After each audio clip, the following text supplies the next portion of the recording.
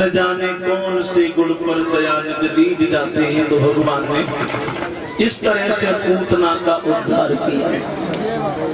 भगवान कन्हैया अपनी बाल लीलाएं दर्शा रहे हैं। कन्हैया बड़े हुए 27 दिन के हुए तो सकटासुर राक्षस का वध कर दिया। 32 दिन के हुए तो बकासुर मार दिया। सकटासुर, बकासुर, तृणाव्रत, केसी तमाम राक्षसों का कन्हैया ने खेल में कल्याण कर दिया। कंस बड़ा दुखी है। कंस विचार करता है कि मैंने तमाम राक्षसों को भेजा, लेकिन किसी ने आकर ये नहीं बताया कि कन्हैया का रंग गोरा है, काला है, श्यामला है। आखिर कन्हैया है तो है कैसा? कोई जाता है, लौटता ही नहीं है। भगवान कन्हैया और बड़े हुए तो भगवान मुरली मनोहर घनश्याम ने गोपियों के घर घर में माखन चुराया, माखन की चूड़ी। भगवान कन्हैया ने माखन क्यों चुराया? कुछ विद्वान कहते हैं कि कन्हैया चोरी करते थे, तरह तरह के लांछन लगाते थे। वैसे भगवान कन्हैया के घर पर 9.25 लाख गायें थी। बाबा नंद किया ढेर सारा माखन होता था, लेकिन मेरे गोविंद फिर भी चोरी करते थे। तो प्रमाण हमें ये मिला है कि जो ब्रजमंडल की गोपियां थी, ये भगवान कन्हैया की बहुत बड़ी पुजारी थी, भक्ति की पुजारी। और ये जब दध दूध जमाती थी अपने घर पर, तो मेरे गोविंद का भोग लगाती थी। जिस समय घरों में बालाएं दध दूध जमाया करती थी, उस समय मनोहर बोलों से मोहन को बुलाया करती थी। चित चोर तुम्हारे खाने को मैंने रख दिया दही ठिकाने से। मेरे मोहन मेरे छलिया आई जइयो जाई बहाने से। गोपियां भगवान कन्हैया को माखन के बहाने से बुलाती थी अपने अपने घर पर, और कन्हैया माखन के बहाने से गोपियां को घर घर में जाके दर्शन देते थे। भाइयों, धन्य है वो ब्रजमंडल की गोपियां, धन्य है वो ब्रजमंडल की गोपियां ने जो छछिया भर छाछ के ऊपर और मेरे गोविंद को पग पग पर नचाया। तो मेरे भगवत श्रोताओं, भगवान कन्हैया ने माखन के बहाने से गोपियां को घर घर में दर्शन दिया। अब इधर देवर्षि नारद ने कंस को बताया कि काली देह में कमल के पुष्प हैं, और बाबा नंद को तुम एक पत्र भिजवा और उसमें ये लिखवा दीजिए कि हमें एक छपरिया कमल के पुष्प चाहिए। और उसी काली देह में बेसैला कालिया नाग रहता है। अगर कन्हैया और बलराम अगर पुष्प लेने के लिए जाएंगे तो वो कालिया नाग डस लेगा। तो अगर तुम्हारे सभा में अगर पुष्प नहीं आए तो तुम समस्त यादव जाति को जेल में डलवा दो, और सवेरे को खुला दांतों करो, एक अहीर को जेल में से निकालो और बगु कल्याण कर दो। कंस को ये बात बहुत अच्छी लगी, पत्र भिजवा दिया। बाबा नंद से कहा, गोकुल के रहने वाले बाबा नंद, हमें एक छपरिया कमल के पुष्पों की आवश्यकता है, और ये पुष्प अगर कल शाम तक हमारी सभा में नहीं आए तो हम तुम्हें और तुम्हारी सारी यादव जाति को जेल में डलवा देंगे। नीचे अपने हस्ताक्षर करवा दिए, तुम्हारा भोज राजा। पत्र भेज दिया है बाबा नंद के पास। इधर भगवान कन्हैया ग्वाल बालों को साथ में लेके वृंदावन बंसी बट पर गाय चराने के लिए आने जाने लगे।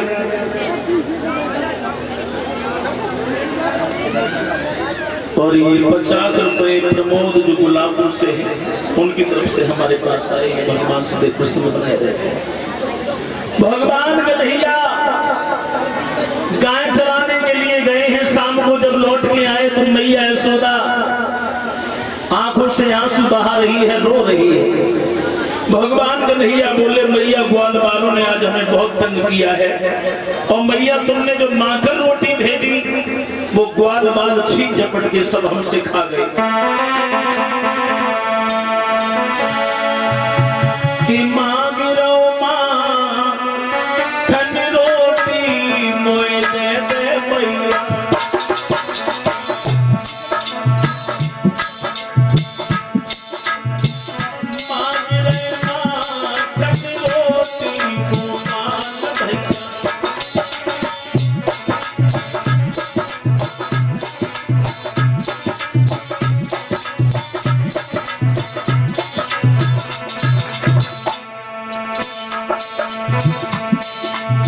यशोदा बेटी माखन मदद है यशोदा।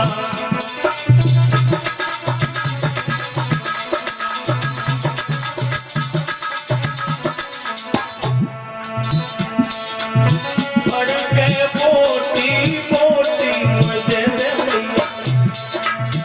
मांग ले माखन रोटी कन्हैया।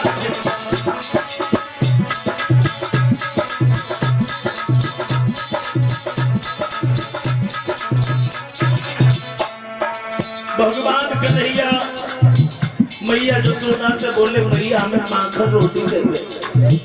आज मैया यशोदा ने लाला को अपने कलेजे से लगा लिया और मैया यशोदा पकड़ की बोली, लाला ले ये अंतिम दिन है तेरी माखन रोटी का। शायद आज के बाद में तुझे ये माखन रोटी नहीं मिलेगी।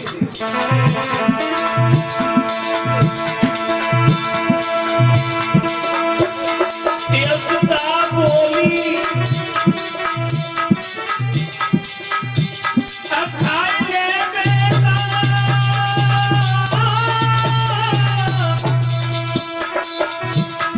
अंतिम दिन माखन रोटी को।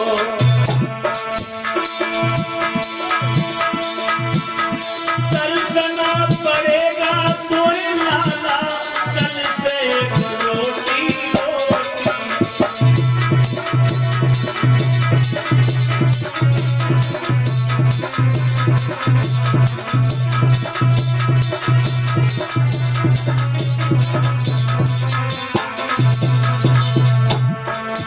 मैया यशोदा रो करके भगवान कन्हैया से बोली है, लाला कल से इस रोटी से भी तेरी मुलाकात नहीं होगी। और रोटी तो छोड़, तेरी माँ कहीं होगी, तेरे पिता कहीं होंगे।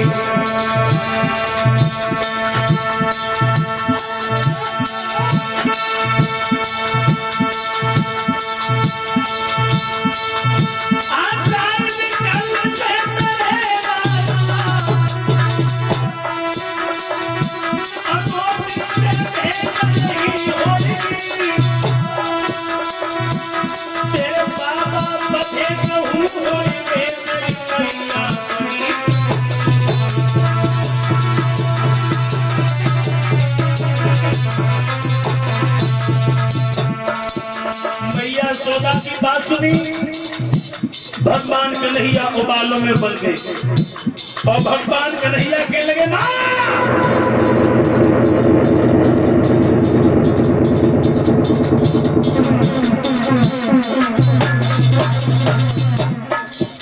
ये तुम क्या कर रही हो?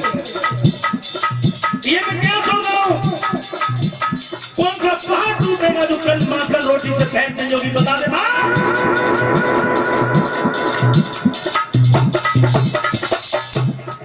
कौन है वो कमीन की औलाद जिसने तुम्हारी आंखों में आंसू पैदा किए? कन्हैया बालों में बनने लगे।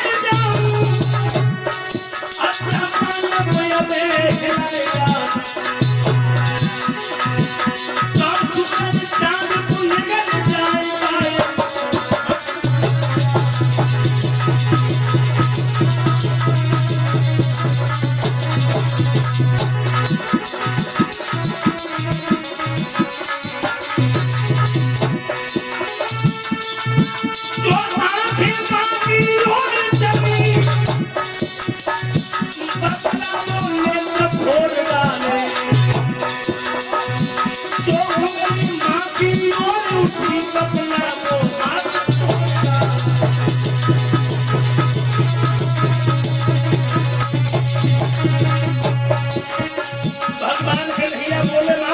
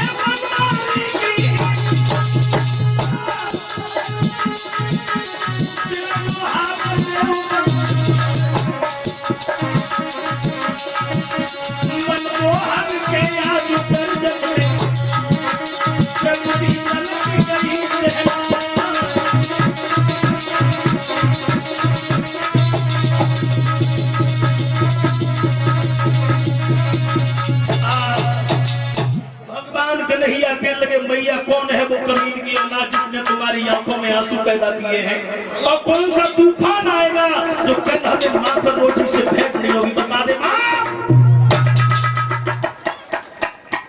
बाबा नंद आ गए और बाबा नंद ने वही फरमान दिखा दिया जो भोजराज कंस ने भेजा था।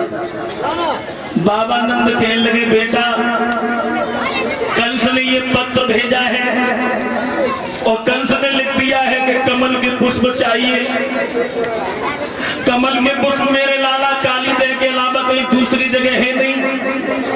अगर तुम कालीदेह में जाओगे तो वहां पर कालिया नाग रहता है वो तुम्हें डस लेगा।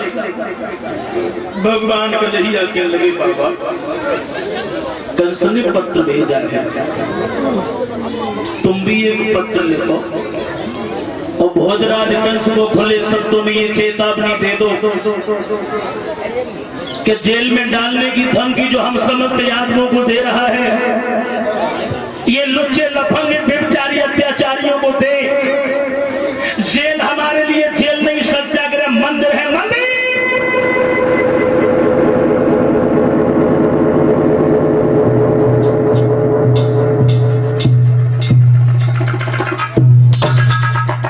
कन्हैया ने बाबा नंद को समझाया है यशोदा को तसल्ली बताई है। ग्वाल बाल जो हते कन्हैया के मना मनसुका मदन संकीर बलवीर छदामी रेता पैता छुना मुन्ना सब साथ में लेंगे। दामा से कई भैया दामा आज तो चलो कोई खेल ही खेलते हैं। दामा बोलो कन्हैया रोजाना वाले खेल है क्या खेल खेले अगर कोई नया खेल हो तो उसे खेले भी। कन्हैया बोले तुम्हारे पास में जो गेंद है उस गेंद को ले आओ और आज काली देह पर गेंद खेले। दामा बोला गेंद तो हम ले आए लेकिन कन्हैया हमारी गेंद अगर खो गई तो। कन्हैया बोले खो कैसे जाएगी अगर तेरी गेंद खो जाएगी हम दोबारा से वही गेंद लाएंगे। दामा से गेंद मंगवाई भगवान कन्हैया ने गेंद अपने हाथ में ली है और भगवान मुरली मनोहर घनश्याम ग्वाल बालों को साथ लेके काली देह की तरफ जा रहे हैं।